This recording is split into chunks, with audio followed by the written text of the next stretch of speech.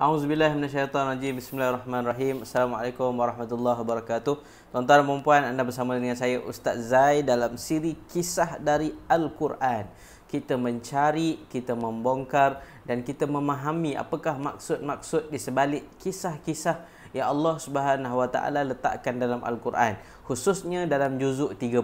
So, kita nak tengok hari ini surah yang baru, cerita yang baru tentang bagaimana Allah Subhanahu Wa Taala mendidik kita dengan kisah-kisah yang Allah letakkan dalam Al-Quran. Benda ni sangat bagus sebab apa? Sebab kita belajar banyak benda dengan cerita. Kita belajar banyak benda dengan kisah-kisah. Kalau kita nak faham sesuatu, kita lebih faham sekiranya ada contoh, ada kisah. Sebab itu Allah Subhanahu Wa Taala meletakkan kisah-kisah dalam Al-Quran sebagai contoh untuk kita faham apa yang Allah nak ceritakan kepada kita. So hari ini kita nak tengok kisah yang seterusnya, kisah yang sangat menarik, kisah yang Allah Subhanahu Wa Taala letakkan dalam Al-Quran, iaitu dalam surah yang sangat-sangat menarik. Surah apa tu? Kita nak tengok surah At-Takatsur. Surah apa Ustaz? Surah At-Takatsur. Sebut sama-sama. At-Takatsur. Surah At-Takatsur ni surah apa Ustaz? Surah At-Takatsur ni yang kita baca Alhaakumut Takatsur. Itu. Okey. So ini adalah surah yang kita nak tengok hari ini. Kisahnya sangat menarik. So surah ini adalah surah Makkiyah, iaitu surah yang turun sebelum Nabi SAW berhijrah ke Madinah. Surah ini ada 8 ayat.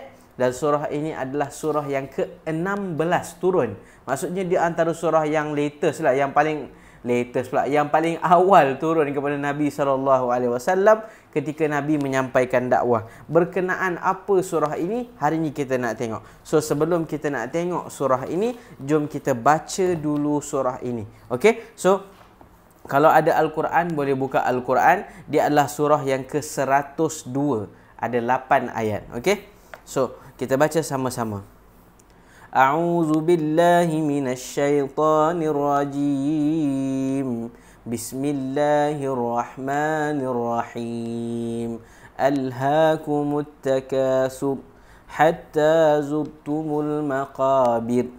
Kalla sawfa ta'lamun thumma kalla sawfa ta'lamun. كلا لو تعلمون علم اليقين لترون الجحيم ثم لترونها عين اليقين ثم لتسألن يومئذ عن النعيم صدق الله العظيم. Alhamdulillah. Okey. So itu surah At-Takatsur. Surah At-Takatsur. Ustaz, At-Takatsur ni maksudnya apa Ustaz? At-Takatsur ini diceritakan tentang kisah orang yang suka menunjuk-nunjuk dan suka bermegah-megah dengan harta yang banyak. Ataupun dalam bahasa yang mudahnya, orang ini suka kumpul harta lepas tu menunjuk kat orang. Orang yang membangga diri. So, apakah cerita di sebalik surah ini? Kenapa surah ini turun? Diriwayatkan dalam kitab Asbabun Nuzul oleh Al-Wahidi, iaitu salah seorang ulama-ulama yang menulis tentang kisah Asbabun Nuzul. Kenapa sesuatu surah itu turun? Apakah sebab? Apakah punca surah itu turun? Adalah disebabkan, diceritakan ini bahawa dia berkaitan tentang kaum-kaum Quraisy ini. Perangai kaum Quraisy ini, dia nak menang. Dia nak tahu siapa paling hebat. Maka dia pun bergaduh.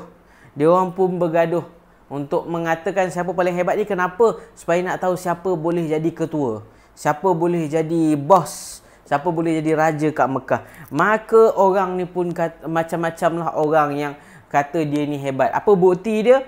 Contohnya, dia orang pun kata, Bani Abdul Manaf pun kata, kami ni hebat, kami ini mempunyai lebih kemuliaan, kami ini mempunyai lebih kemuliaan. So kami ini lebih kuat dan kami ini lebih mulia. Tiba-tiba kata pula seorang lagi kaum. Dia kata, taklah, kami lagi mulia.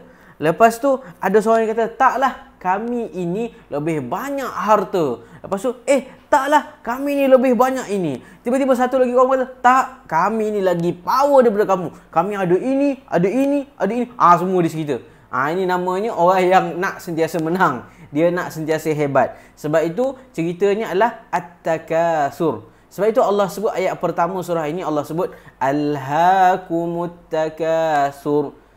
Telah dilalai, kamu ini telah dilalaikan dengan sikap suka duk tunjuk-tunjuk reta banyak. Suka nak tunjuk-tunjuk, mengumpul-ngumpul harta. Sehingga kan sampai satu tahap nak kata nak menang ini, dia orang pun kata, macam gini, aku ada satu cadangan. Kalau nak tahu siapa paling hebat, kita kira siapa yang lagi ramai mati.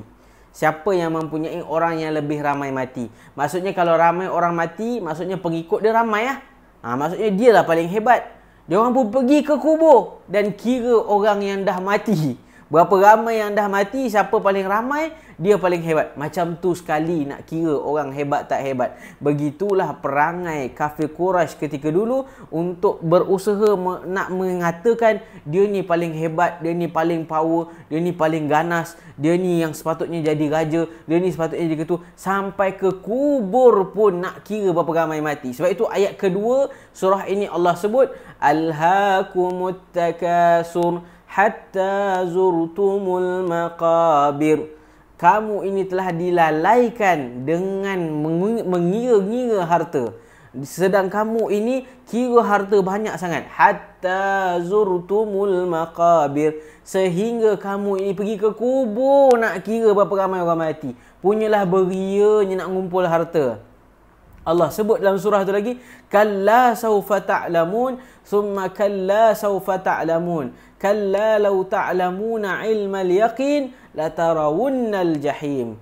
Mereka ini tak tahu. Kalau mereka tahu betapa besarnya azab orang duk berbangga-bangga ini, mereka akan tahulah bahawa ada neraka jahim untuk mereka ini.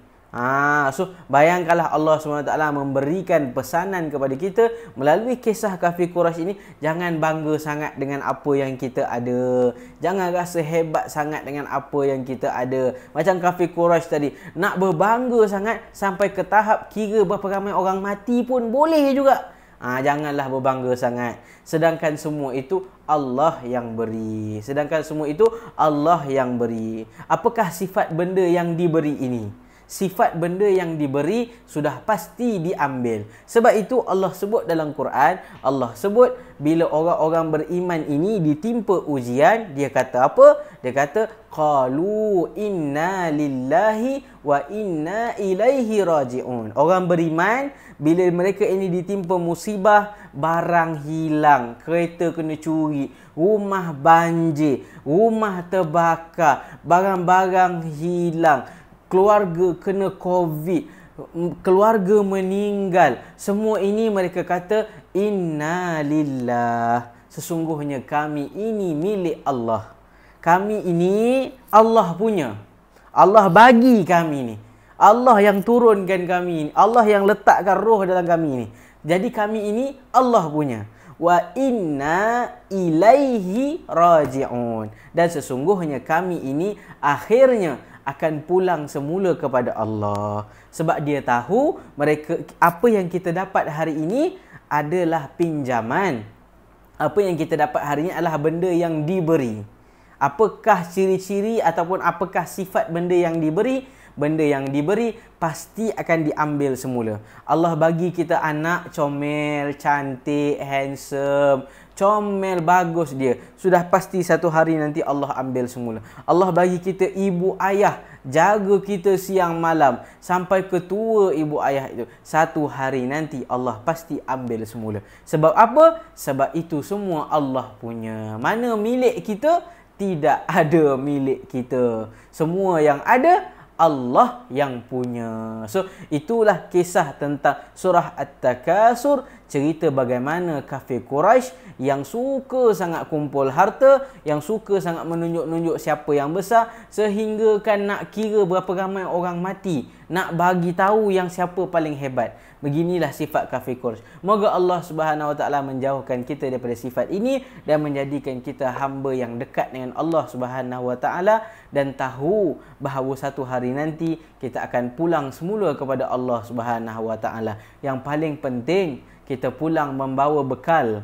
Bekal itu yang kita kena pastikan bekalan yang baik. Alangkah ruginya hidup di dunia kalau bekalan yang kita bawa ini, yang sepatutnya bawa pulang jumpa Allah, bekalannya busuk, bekalannya tidak elok, bekalannya Allah tak nak terima. Rugi sangat-sangat. Hidup di dunia kita ini membawa bekalan yang Allah tak nak pandang. Bawalah bekal yang Allah pandang, bawalah bekal yang Allah terima. Semoga Allah terima kita di dalam syurga Allah Subhanahu Wa Taala. Setakat itu saja saya Ustaz Zaid. Kita jumpa dalam siri kisah dari Al-Quran yang akan datang. Kita tengok kisah yang lain pula. Sekian, terima kasih. Assalamualaikum.